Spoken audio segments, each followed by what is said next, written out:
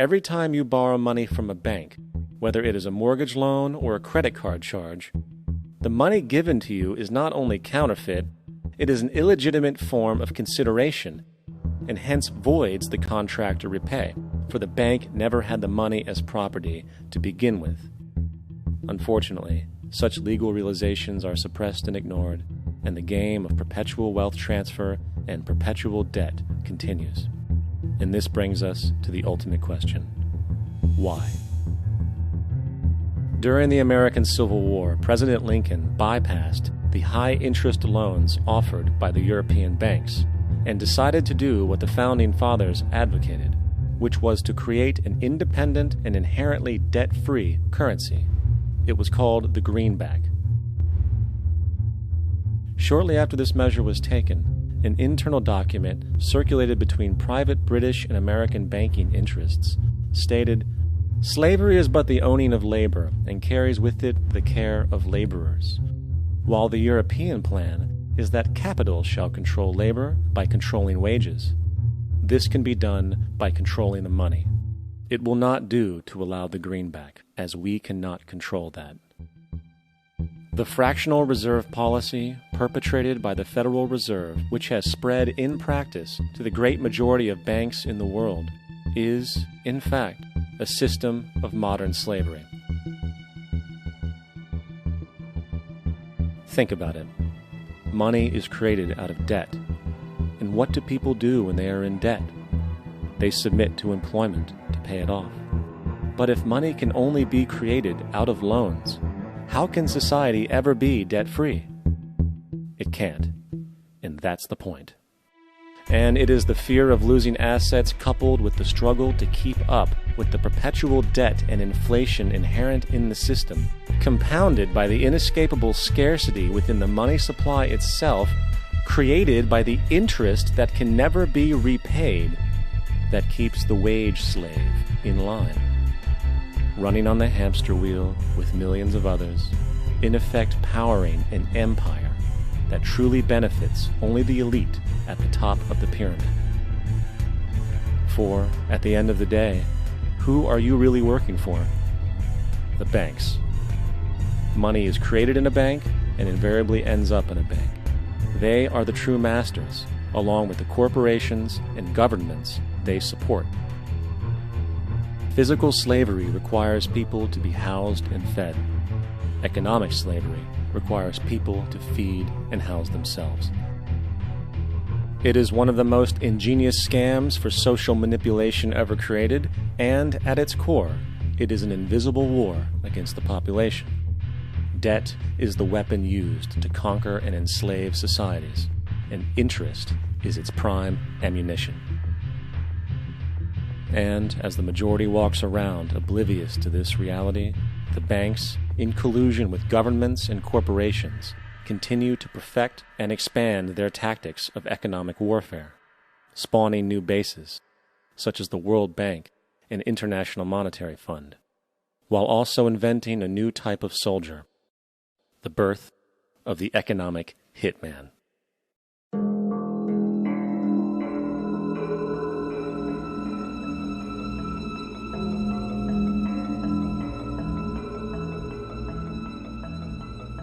We economic hitmen really have been the ones responsible for creating this first truly global empire.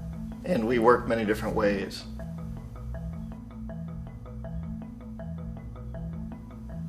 But perhaps the most common is that we will identify a country that has resources our corporations covet, like oil, and then arrange a huge loan to that country from the World Bank or one of its sister organizations.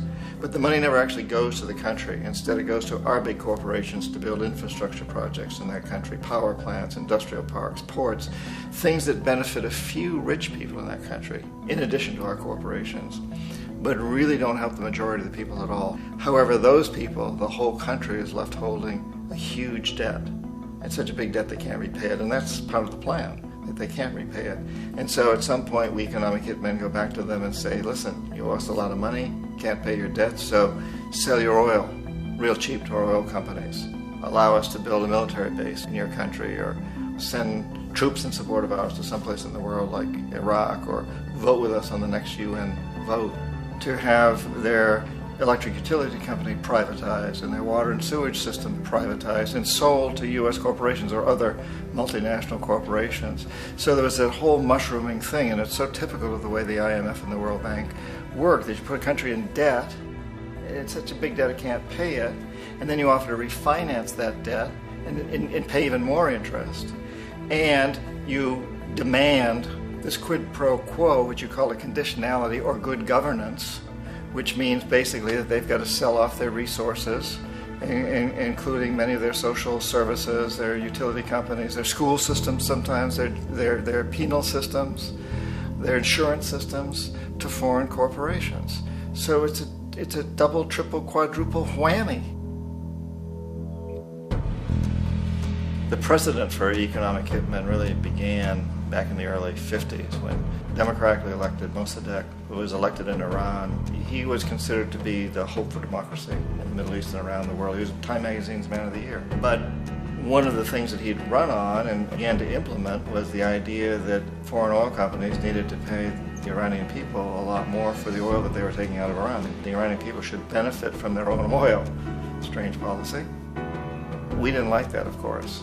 But we were afraid to do what we normally were doing, which was to send in the military. Instead, we sent in one CIA agent, Kermit Roosevelt, Teddy Roosevelt's relative.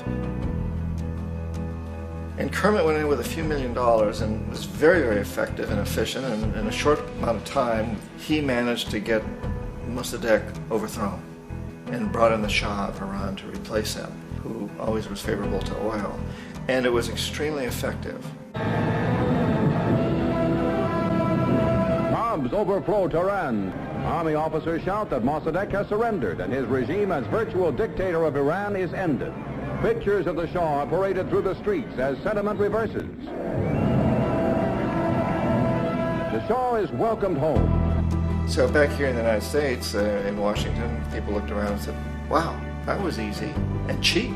So this established a whole new way of manipulating countries, of creating empire. The only problem with Roosevelt was that he was a card-carrying CIA agent, and had he been caught, the ramifications could have been pretty serious. So very quickly at that point, the decision was made to use private consultants to channel the money through the World Bank or the IMF or one of the other such agencies, to bring in people like me who worked for private companies, so that if we got caught, there would be no governmental ramifications.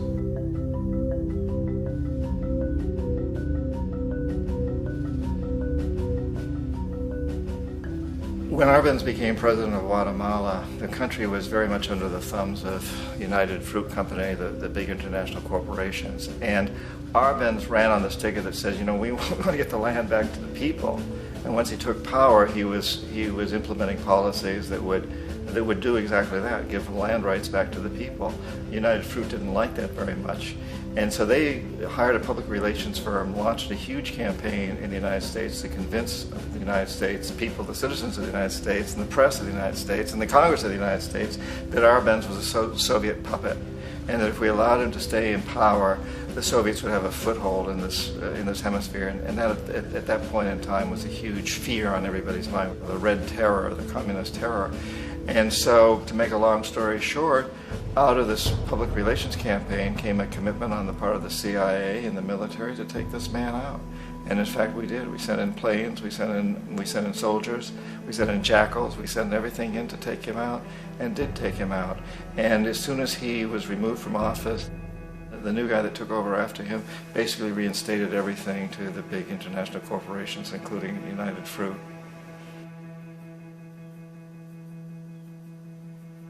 Ecuador for many, many years had been ruled by pro-US dictators, often relatively brutal. Then it was decided that they were going to have a truly democratic election. Jaime Roldos ran for office. And his main goal, he said, as president would be to make sure that Ecuador's resources were used to help the people.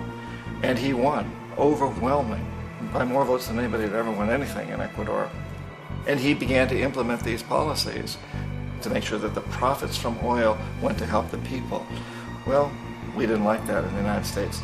I was sent down as one of several economic hitmen to change Roldos, to corrupt him, to bring him around, to let him know, okay, you can get very rich, you and your family, if you play our game, but if you continue to try to keep these policies you've promised, you're going to go. He wouldn't listen. He was assassinated. As soon as the plane crashed, the whole area was cordoned off.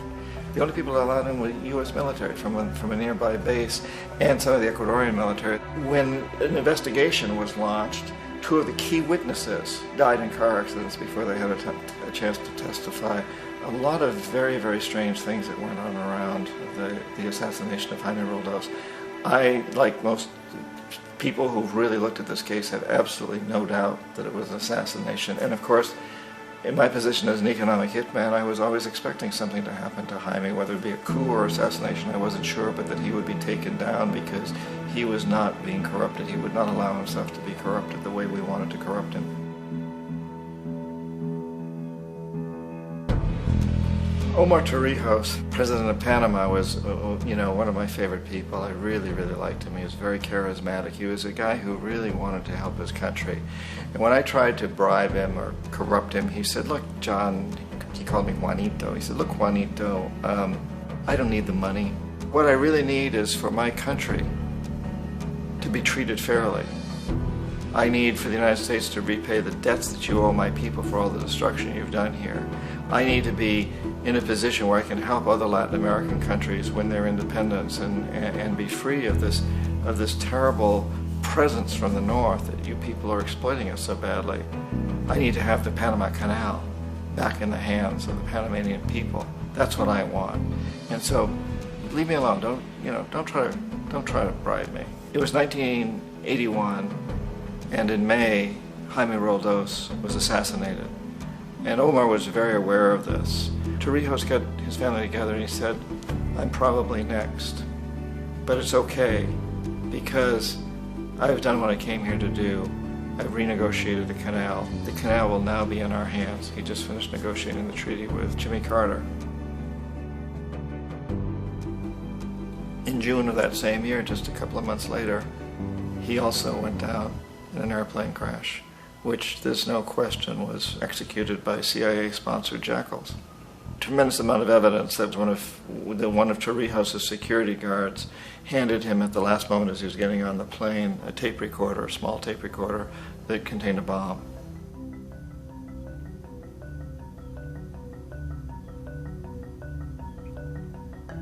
It is interesting to me how this system has continued pretty much the same way for years and years and years, except the economic hitmen have got better and better and better.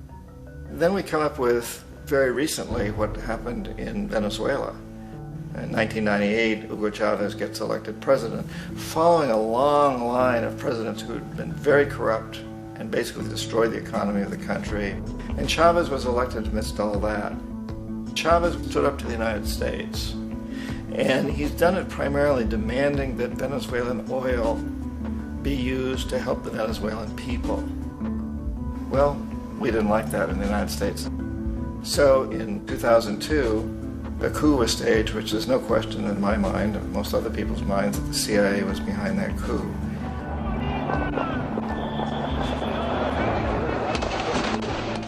The way that coup was fomented was very reflective of what Kermit Roosevelt had done in Iran, of paying people to go out into the streets to riot, to protest, to say this Chavez is very unpopular. If you can get a few thousand people to do that, television can make it look like it's the whole country, and things start to mushroom. Except in the case of Chavez, he was smart enough, and the people were so strongly behind him that they overcame it, which was a phenomenal moment in the history of Latin America.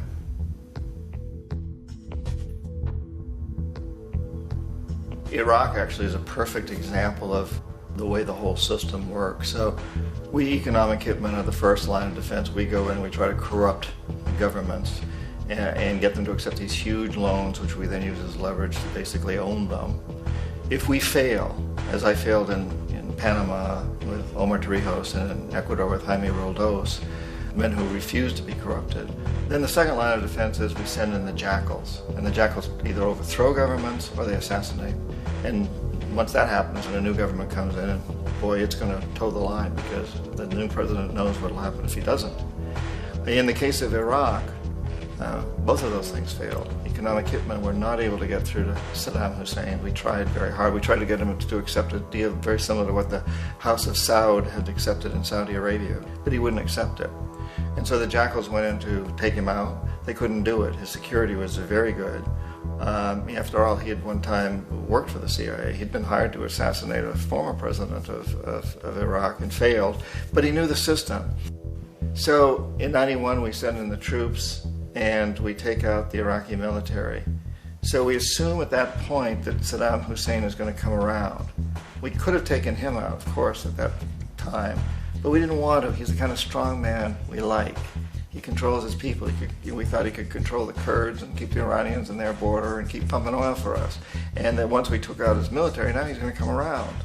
So the economic hitmen go back in the 90s without success. If they'd had success, he'd still be running the country.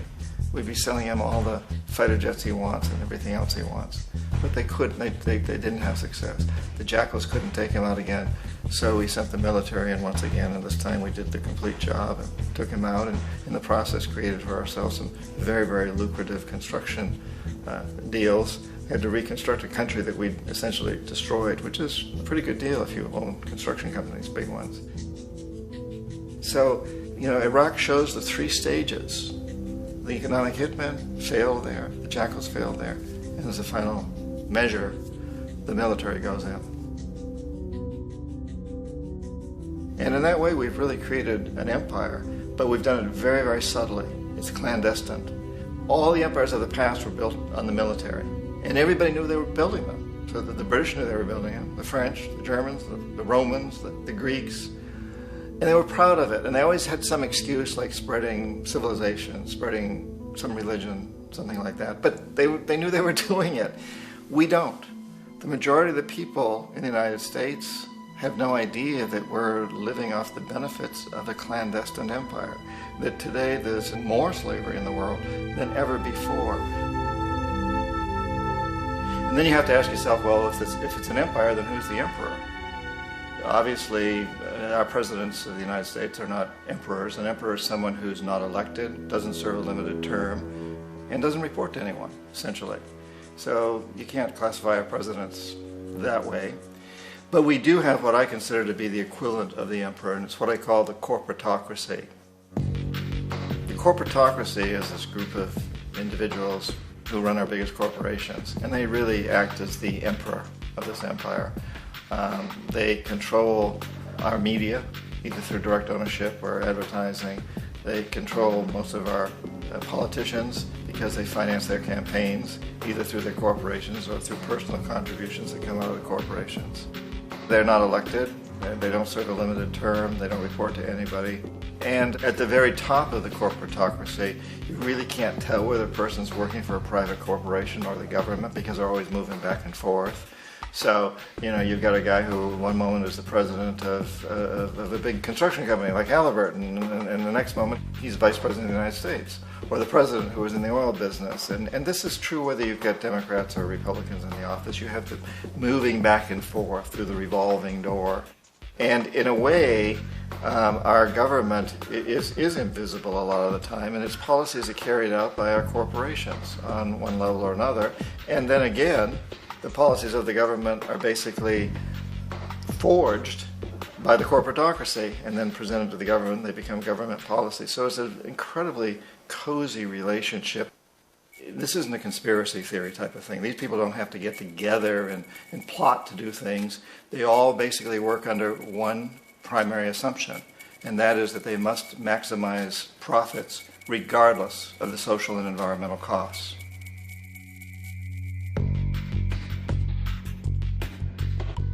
This process of manipulation by the corporatocracy through the use of debt, bribery, and political overthrow is called globalization. Just as the Federal Reserve keeps the American public in a position of indentured servitude through perpetual debt, inflation, and interest, the World Bank and IMF serve this role on a global scale. The basic scam is simple. put a country in debt either by its own indiscretion or through corrupting the leader of that country, then impose conditionalities or structural adjustment policies, often consisting of the following. Currency devaluation. When the value of a currency drops, so does everything valued in it. This makes indigenous resources available to predator countries at a fraction of their worth. Large funding cuts for social programs. These usually include education and healthcare, compromising the well-being and integrity of the society, leaving the public vulnerable to exploitation. Privatization of state-owned enterprises. This means that socially important systems can be purchased and regulated by foreign corporations for profit. For example, in 1999, the World Bank insisted that the Bolivian government sell the public water system of its third largest city to a subsidy of the U.S. corporation Bechtel. As soon as this occurred, water bills for the already impoverished local residents skyrocketed. It wasn't until after a full-blown revolt by the people that the Bechtel contract was nullified. Then there is trade liberalization, or the opening up of the economy through removing any restrictions on foreign trade. This allows for a number of abusive economic manifestations, such as transnational corporations bringing in their own mass-produced products, undercutting the indigenous production and ruining local economies. An example is Jamaica, which, after accepting loans and conditionalities from the World Bank, lost its largest cash crop markets due to competition with Western imports. Today, countless farmers are out of work, for they are unable to compete with the large corporations. Another variation is the creation of numerous, seemingly unnoticed, unregulated, inhumane sweatshop factories, which take advantage of the imposed economic hardship. Additionally, due to production deregulation, environmental destruction is perpetual, as a country's resources are often exploited by the indifferent corporations while outputting large amounts of deliberate pollution. The largest environmental lawsuit in the history of the world today is being brought on behalf of 30,000 Ecuadorian Amazonian people against Texaco, which is now owned by Chevron. So today it's against Chevron, but for activities conducted by Texaco. Estimated to be more than 18 times what the Exxon Valdez dumped into the coast of Alaska. In the case of Ecuador, it wasn't an accident. The oil companies did it intentionally. They knew they were doing it to save money out there rather than arranging for proper disposal. Furthermore, a cursory glance at the performance record of the World Bank reveals that the institution, which publicly claims to help poor countries develop and alleviate poverty, has done nothing but increase poverty and the wealth gap, while corporate profits soar. In 1960, the income gap between the fifth of the world's people in the richest countries versus the fifth in the poorest countries was 30 to 1. By 1998, it was 74 to 1. While global GNP rose 40% between 1970 and 1985, those in poverty actually increased by 17%. While from 1985 to 2000, those living on less than $1 a day increased by 18%. Even the Joint Economic Committee of the U.S. Congress admitted that there is a mere 40% success rate of all World Bank projects. In the late 1960s, the World Bank intervened in Ecuador with large loans. During the next 30 years, poverty grew from 50% to 70%. Under or unemployment grew from 15 to 70%. Public debt increased from $240 million to $16 billion, while the share of resources allocated to the poor went from 20% to 6%. In fact, by the year 2000, 50% of Ecuador's national budget had to be allocated for paying its debts. It is important to understand the World Bank is, in fact, a U.S. bank, supporting U.S. interests, for the United States holds veto power over decisions, as it is the largest provider of capital. And where did it get this money? You guessed it. It made it out of thin air through the fractional reserve banking system. Of the world's top 100 economies, as based on annual GDP, 51 are corporations. and 47 of that 51 are U.S.-based. Walmart, General Motors, and Exxon are more economically powerful than Saudi Arabia, Poland, Norway, South Africa, Finland, Indonesia, and many others.